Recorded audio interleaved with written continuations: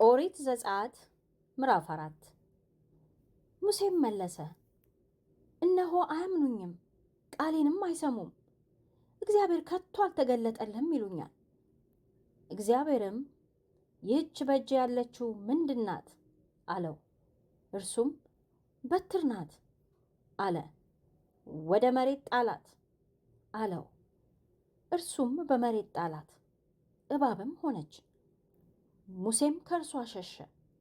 እግዚአብሔርም ሙሴን የአባቶቻቸው አምላክ የአብርሃም አምላክ የይስሐቅም አምላክ የያዕቆብም አምላክ እግዚአብሔር እንደተገለጠልህ እንዲያምኑ እጅህን ዘርግተህ ጅራቷን ያዝ አለው። እጁንም ዘርግቶ ያዛት፣ በእጁም ውስጥ በትር ሆነች። እግዚአብሔርም ደግሞ እጅህን ወደ ብብትህ አግባ አለው። እጁንም ወደ ብብቱ አገባት። ባወጣትም ጊዜ እነሆ እጁ እንደ በረዶ ለምጽ ሆነች። እርሱም እጅህን ወደ ብብትህ መልስ አለው። እጁንም ወደ ብብቱ መለሳት። ከብብቱም ባወጣት ጊዜ እነሆ ተመልሳ ገላውን መሰለች።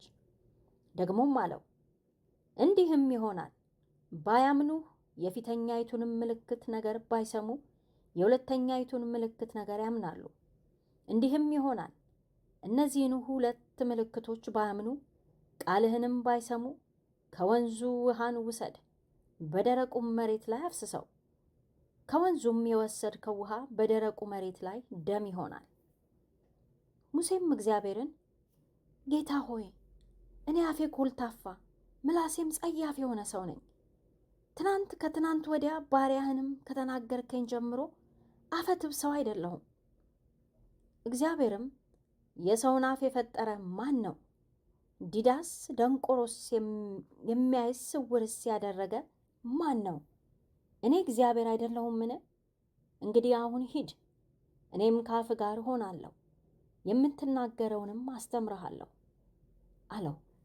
እርሱም ጌታ ሆይ በምትልከው ሰው እጅ ትልክ ዘንድ እለምንሃለሁ አለ።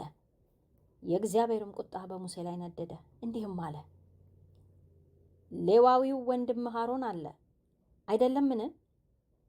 እርሱ ደህና እንዲናገር አውቃለሁ። እነሆም ደግሞ ሊገናኝህ ይመጣል፣ ባየህም ጊዜ በልቡ ደስ ይለዋል። አንተም ትናገረዋለህ፣ ቃሉንም በአፉ ታደርገዋለህ።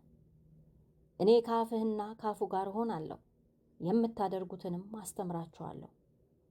እርሱ ስለ አንተ ከሕዝቡ ጋር ይናገራል። እንዲህም ይሆናል፣ እርሱ አፍ ይሆንልሃል፣ አንተም በእግዚአብሔር ፋንታ ትሆንለታለህ። ይህችንም ታምራት የምታደርግበትን በትር በእጅህ ይዛት ሂድ። ሙሴም ሄደ፣ ወደ አማቱ ወደ ዮቶር ተመለሰ።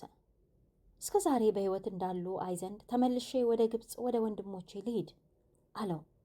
ዮቶርም ሙሴን በሰላም ሂድ አለው።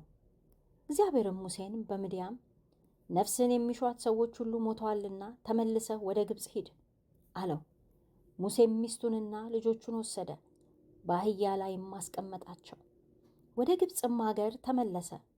ሙሴም የእግዚአብሔርን በትር ይዞ ሄደ።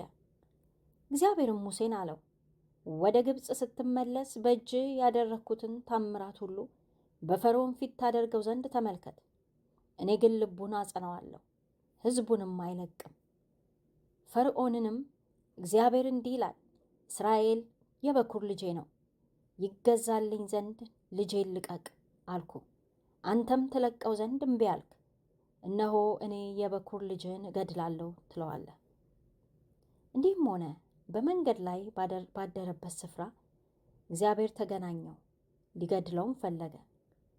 ሲፓራም ሚስቱ ባልጩት ወሰደች፣ የልጇንም ሸለፈት ገረዘች፣ ወደ እግሩም ጣለችው። አንተ ለእኔ የደም ሙሽራ ነህ አለች። ከእርሱም ፈቀቅ አለ። የዚያን ጊዜ ስለ ግርዛቱ አንተ የደም ሙሽራ ነህ አለች። እግዚአብሔርም አሮንን ሄደ በምድረ በዳ ሙሴን ተገናኘው አለው። ሄዶም በእግዚአብሔር ተራራ ተገናኘው፣ ሳመውም።